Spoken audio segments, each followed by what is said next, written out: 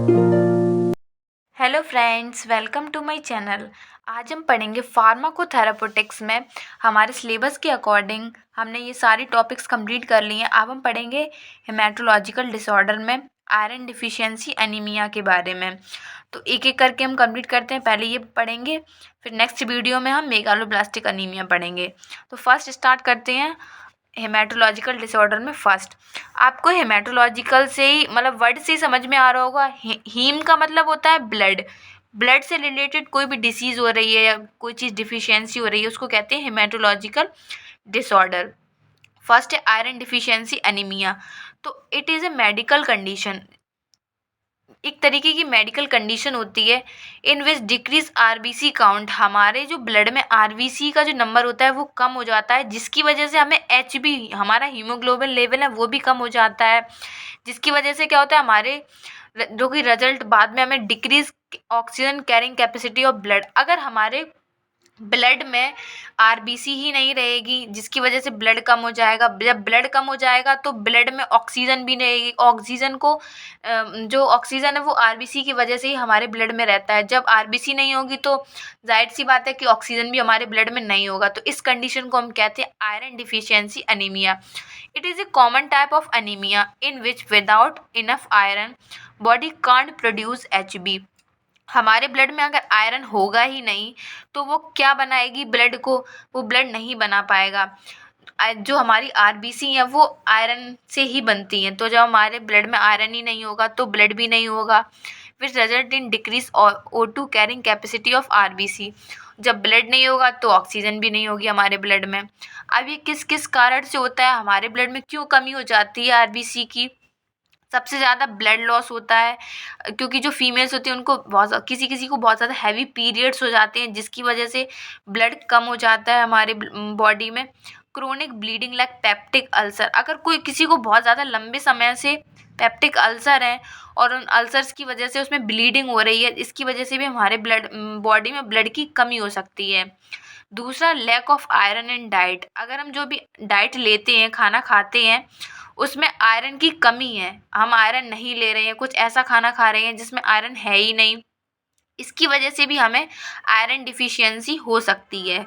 Inability to absorb iron, हमारी body में iron तो है लेकिन वो एब्जॉर्ब नहीं कर पा रहा, मतलब हमारी जो सेल्स हैं वो उसको एब्जॉर्ब नहीं कर पा रही।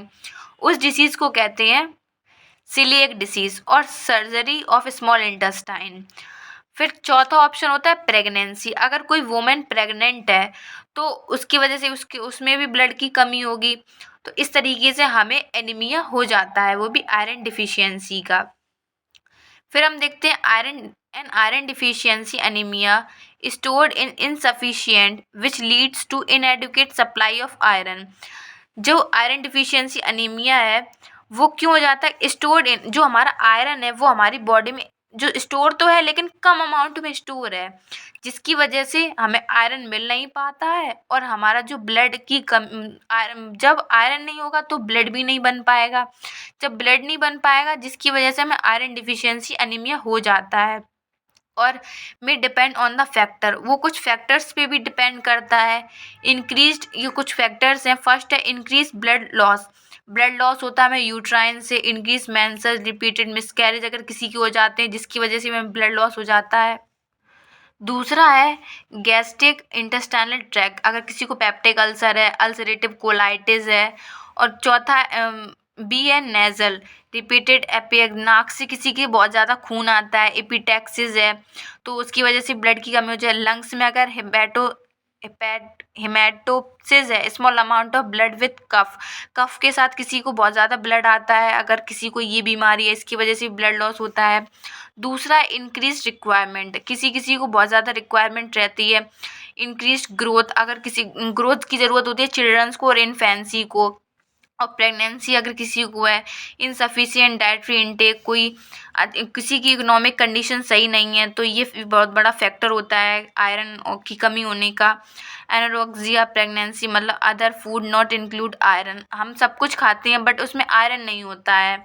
सी है डिक्रीज इंटेस्टाइनल एब्जॉर्प्शन, हमें एक्लोरहाइड्रिया है, जैसे हमारा जो इंटेस्टाइन है वो एब्जॉर्ब नहीं कर पा रहा है, HCl की सिक्रेशन बहुत ज़्यादा हो रही, कमी हो जाती है इस वजह से। फिर क्लिनिकल मैनिफेस्टेशन पढ़ते हैं, क्यों क्यों क्या क्या सिम्टम्स होते हैं इसके आयरन डिफिशियंसी एनीमिया के। एक्सट्रीम फैटिग्यू, आपको बहुत ज़्यादा थकान होगी, बहुत ज़्यादा कमज़ोरी महसूस होगी। पेल स्किन, जो हमारी स्किन है वो पीली पड़ जाएगी। चेस्ट में बहुत ज़्यादा पेन होगा। हेडेक, सर में दर्द होगा। टंग इन्फ्लामेशन, जो हमारी जीभ है वो भी सूज जाएगी। अब हम पढ़ते हैं नॉन फार्माकोलॉजिकल मैनेजमेंट कि विदाउट मेडिसिन किस तरीके से पेशेंट एडवाइस करता है। वो कहता है कि रेड मीट खाओ, डार्क ग्रीन लीफी वेजिटेबल्स खाओ, हरी पत्तियों वाली सब्जियां खानी चाहिए, ड्राई फ्रूट्स खाने चाहिए, नट्स खाने चाहिए। Vitamin C make help your body absorb iron, जो विटामिन सी अगर हम खाएंगे तो हमारी जो बॉडी है वो आयरन को ज़्यादा से ज़्यादा एब्जॉर्ब कर सकती है। अब पढ़ते हैं pharmacological management. The preferred treatment involve formulation of iron as a combination of iron with ascorbic acid. ऐसे ऐसे मतलब सीरप्स वगैरह बनाए गए हैं जिसमें आयरन और एस्कॉर्बिक एसिड होता है, वो हमें लेना चाहिए।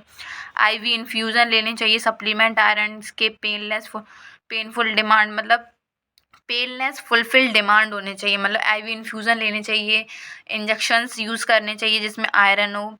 एनमेटिक pregnant women and elderly patient should be administered with total dose infusion of iron dextran 0.5 ml। अगर कोई भी प्रेग्नेंट वुमेन है जिसको एनीमिया है, अगर किसी पेशेंट को बहुत लंबे समय से अगर एनीमिया है तो उसको IV इन्फ्यूज़न देना चाहिए।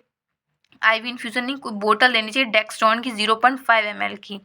अगर आपको वीडियो अच्छी लगी तो प्लीज़ वीडियो को लाइक करना, कमेंट करें and subscribe to my channel.